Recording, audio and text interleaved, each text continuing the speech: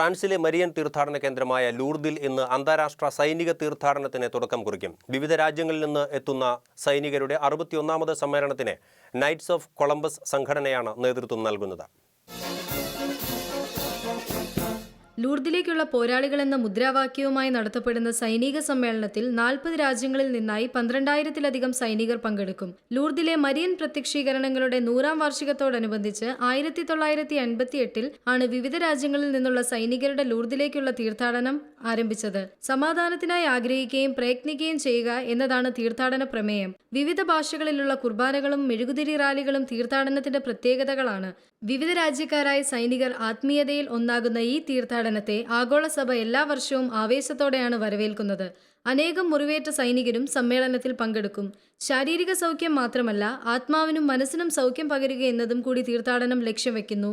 സൈനികരുടെ സമാധാനത്തിന്റെയും സൗഖ്യത്തിന്റെയും അനുഭവ സാക്ഷ്യങ്ങൾ എല്ലാ വർഷവും തീർത്ഥാടനം സംഘടിപ്പിക്കുവാൻ പ്രചോദനം നൽകുകയാണെന്ന് സംഘാടകർ വ്യക്തമാക്കുന്നു. International desk, Shekinah news.